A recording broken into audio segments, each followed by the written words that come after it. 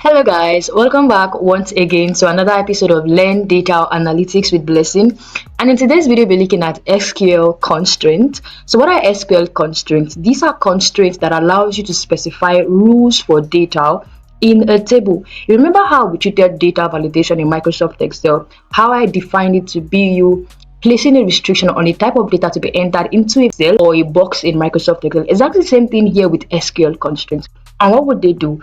They are used to limit the type of data that can go into a table. So what is the usefulness of SQL constraint? They ensures the accuracy and reliability of the data in that table.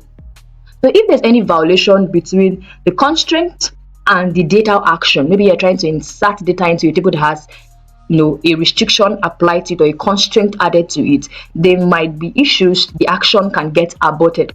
So let's look at the following constraints. We have the not null, we have the unique, we have the check, default, primary key, and we have the foreign key. So let's start with the not null. What is this not null constraint used for? The not null SQL constraint wouldn't allow you insert null into a field. When we say a field is null, it means that field is empty. If you say a cell is null, it means that cell is empty. That is what it means. So let's assume for this customer ID, I don't want it to accept null values. I'll just type in not null. I also want to do the same thing for the customer name. I want them to add customer name. I want it to accept customer name. I don't want it to accept empty or no value at all. So I'm just typing not null. So what will this constraint do? It would always accept value. That column or a cell in that column must not be empty. That is what not null would do. The next one is unique. This unique constraint would place restriction to that field you added to for every value that's inputted into it to be different. All values in a column or a field you add the constraint you need to must be different. You mustn't have duplicate in that column.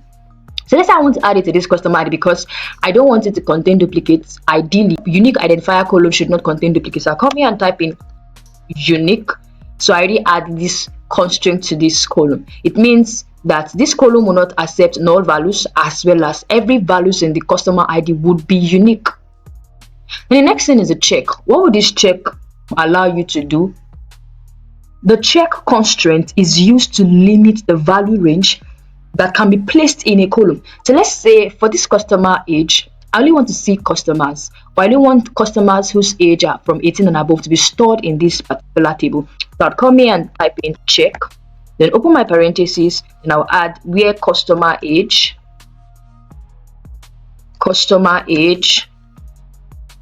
is greater than or equal to 18, and I'll close my parentheses. So I already placed a restriction on this particular column for customer age. Every values it will accept would be from 18 and above.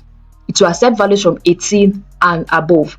And the next one we'll look at is the default. So what will this default do? The default constraint will allow you set a default value for a column. So let's say for this country column, I want to set the default value for any customer that they don't have a value inputted for their country. Set the default value to be Nigeria. So I'll come in here and type Nigeria. So you can see this. So let's run this before we look at the primary key and the foreign key. So let's first create a table, F5. So table created. Let's try to insert these values into it. Insert into F5. So we have results. Now let's check the data in this particular table before we start checking those constraints. Select all from customer lookup.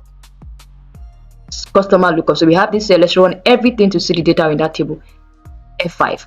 And as you can see, select all from customer lookup. So this inserted data into customer. So I have to change this, sorry, to customer lookup, and that's because we have a table with the name customer. So you just added the data into that table, customer lookup. So let's add this in now. F5, 5 rows affected. So let's check everything, customer lookup.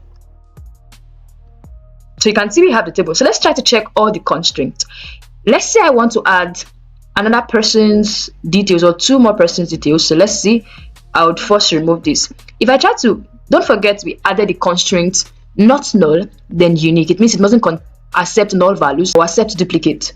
So I'll come here and let's leave this one. Let's see what happens. So let's run this now. F5. And you can see it says violation of unique key constraint that cannot insert duplicate key in the object dbo.customer. That's because we added a constraint unique. We already have a customer with the ID 1, so it won't allow you to input another customer with the ID 1 in that. Can you see that? So now let's see let me change this from 1 to 6, and let's see if for this customer name we have John Doe. Let's just remove this and type in null. So I'll type in null like this and try to run it. Trying to insert into it F5, and you'd see that cannot insert the value null into column customer name table. Why is that? The column does not allow nulls, so the insert fails. Because we placed the restriction of don't allow null, it's not allowing us to insert null into the customer name column.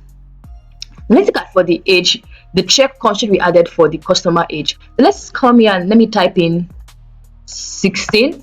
Let's try to run this now. F5. As you can see, the same thing, cannot insert the value null. Okay, so now let me change this from null to probably, let's give this blessing. We have a value for it, so blessing. Then let's run this and see if we have a result. F5. As you can see, the insert statement conflicted with the check constraint. The conflict occurred in database LDA table, and this is the column name.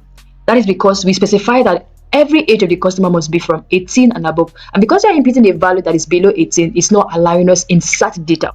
So you can see that the actions have been aborted. Now let's look at this. The next one is for the default. So let's assume I didn't add in any value for this person, right? I didn't add in any value for the person. So let's see. I'd come here, open my parentheses, then you have to specify. So we have the customer ID, comma, we have the customer name, comma, we have the customer age, as well as we have this state. So let's want to input this value into this state. Let's run this now and see. So I'll run this and let's see. So come here and change this from this, the name is wrongly spelled, name. So let's run this now. F5. So there are fewer columns in the insert statement than values specified in this. So let's see. We have the ID, the customer name, we have the customer age, we have, there's gender. So let's type in customer gender, comma. So let's see. I'll run this now. F5. Okay, so we've not changed this. Let's see. Let me give this 19. Run again. F5. So one role affected. Let's check this customer lookup. F5. As you can see, even if I didn't specify the country name for this blessing, it's returned Nigeria because I already set the default to be Nigeria anytime a value is not inserted into the country column. This is what the default constraints will do for you. And the last two constraints we're looking at is the primary key and the foreign key. And what will this primary key and the foreign key do for you? The primary key constraint uniquely identifies each record in the table. It's like a combination of the not null and the unique. The primary key will not allow null values.